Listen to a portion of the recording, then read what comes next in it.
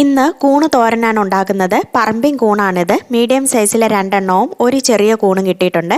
ഇതിനെ നന്നായി കഴുകി വൃത്തിയാക്കിയ ശേഷം ഇത്തരത്തിൽ അതിൻ്റെ മുകളിലത്തെ തൊലി പൊളിച്ചു കളയണം.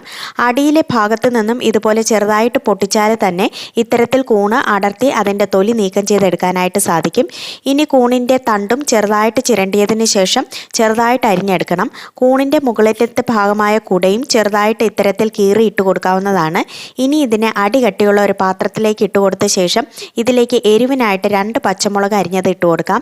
ചെറിയൊരു സവാള അരിഞ്ഞതും ഒരു പിടി തേങ്ങ ചിരകിയതും ഇട്ട ശേഷം കൂണിലേക്ക് ആവശ്യമായ ഉപ്പ് ചേർത്ത് കൊടുക്കാം. നന്നായി തിരുമ്മി യോജിപ്പിച്ച ശേഷം ഫ്ലെയിം ഓൺ ചെയ്ത് അടുപ്പിലേക്ക് വെച്ച് അടച്ചു വെച്ച് വേവിക്കണം.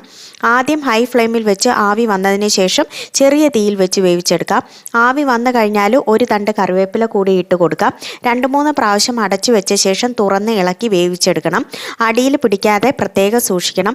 വളരെ രുചികരമായ ഒരു കൂൺ തോരനാണിത്. കൂണ് കഴിക്കുമ്പോൾ നോൺ വെജ് കഴിക്കാറില്ല. മീനോ ഇറച്ചിയോ ഒക്കെ കൂണ് കഴിക്കുമ്പോൾ ഒന്ന് മാറ്റി വെക്കുന്നതാണ് നല്ലത് എന്നാണ് പഴമക്കാർ പറയുന്നത്. ഇനി ഇത്തരത്തിൽ കൂൺ തോരൻ വെച്ച് കഴിച്ചു നോക്കിയ ശേഷം അഭിപ്രായം അറിയിക്കുക.